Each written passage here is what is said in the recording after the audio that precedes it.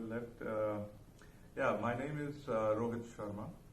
I come from the land of cannabis, India, and I started working with hemp, studying hemp 7 years back, and I'm a founder and a president of Indian Industrial Hemp Association.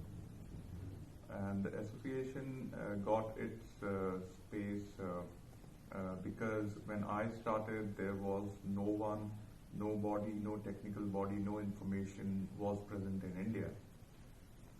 Despite we have so much of cannabis and a culture and a religion around this crop, this plant. Surprisingly, what is more surprising is it is taken very lightly. The crop is not we take it so lightly. Like we drink it on our festivals, cannabis. We drink it on our festivals. We pray. We have a god, Lord Shiva, who is associated with this plant, and it's amazing that we never thought like what the world was doing with hemp, and in India there was so much of hemp existing, and we were not doing anything. And then I started seeing there must be some more people who must be around working with that. Then I figured out there are people who are working with fiber, who are working with like Ayurvedic companies working with cannabis-based medicine since ages. And history goes long back. And then I thought like we should have a body like which can represent this plant worldwide from India and within to the Indian government also. It became a necessity for us more than you can say like a body to make more members or a corporate or something like that. No, it was more a necessity to have a body to represent it to the world and the government. So that's how Indian Industrial Hemp Association got its space, and in 2011 we formally made this, and 2013 we actually started executing the real work in that. So you focus on whole plant use, not just one avenue? Yes. What are you particularly interested in? I focus the whole plant and the whole plant use. So now I started working primarily with the medicine-based products. Like I started with CBD in 2012. There were too many people who was working around CBD at that time. And yes, medicine was a very good sector. But when you see when I saw the other sectors, which was like fiber, this food product, which is all legit, and like CBD has a lot of gray areas happening around the world right now. It has to still get the green signal from the government, a lot of governments. So yes, we started pushing more on fiber and seeds and all these topics also. Our government in India were not surprised when we approached them. They knew it, and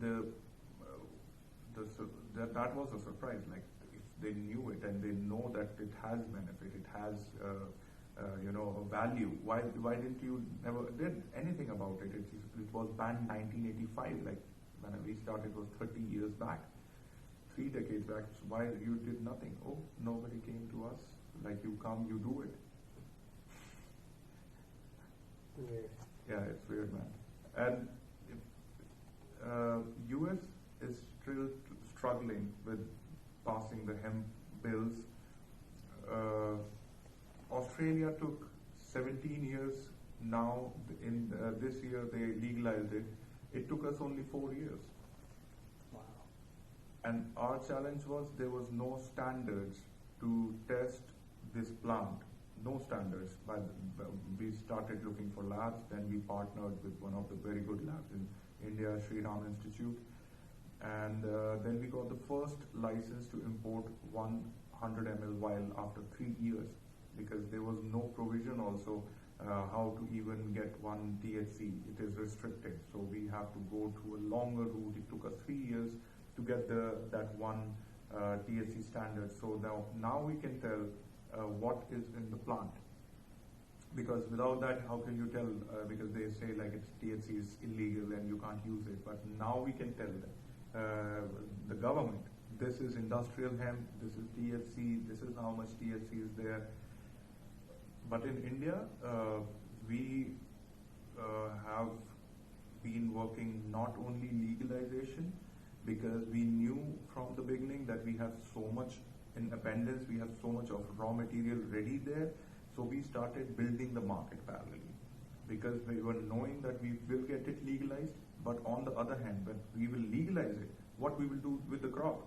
We have to sell it, we have to use those products somewhere, and rather looking to the export market, we thought we are a strength of 1.4 billion people.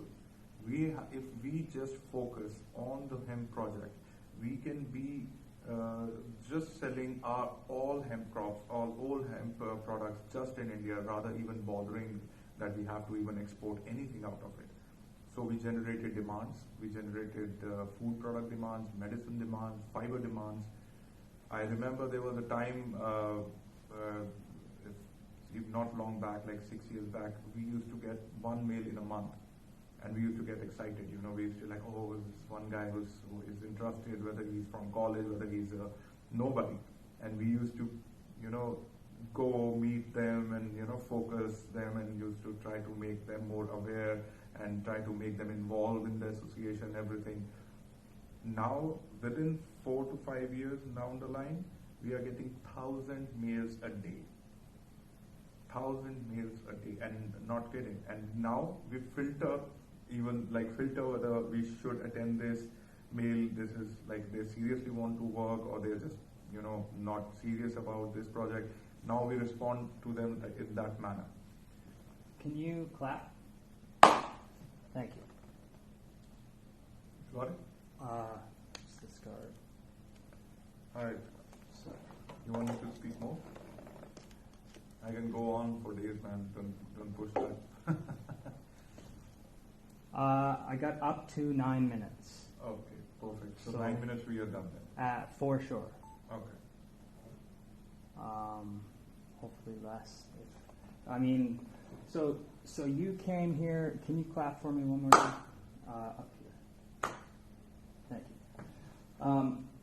So you came here to raise awareness about what you're doing and establish trade partners, or what was your goal of coming to this? You mean to CST, Canada? Why we come to Canada? Well, we have not done any business with Canada till now. We have been doing business on fiber with China. We have been doing business with Europe, America, bits and pieces.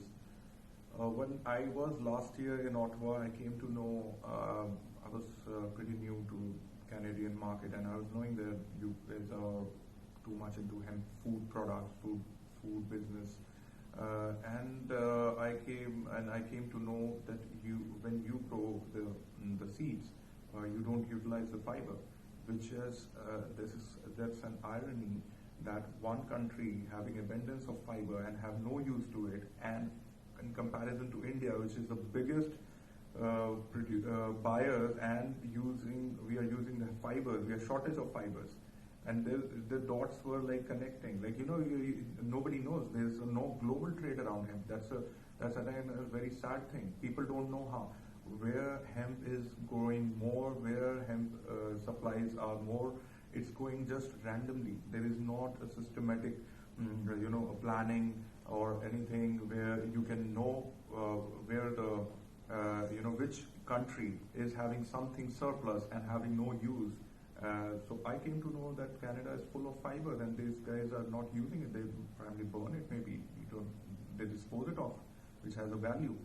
And now again I come over here, and I'm thinking like if the logistic worker works well, and if the government, if the farmers collaborate with India, they can be a huge good trade happening around hemp fiber. There's so much of fiber which is getting wasted, has already wasted in the past so many years. So my first priority with Canada, if you talk about Canada doing an export, would be fibers, and then seeds also, because we will start start growing in 2018. To feed such a huge country, we will always be dependent on imports of once the product catches up, and we are still doing with the same with the other product lines also.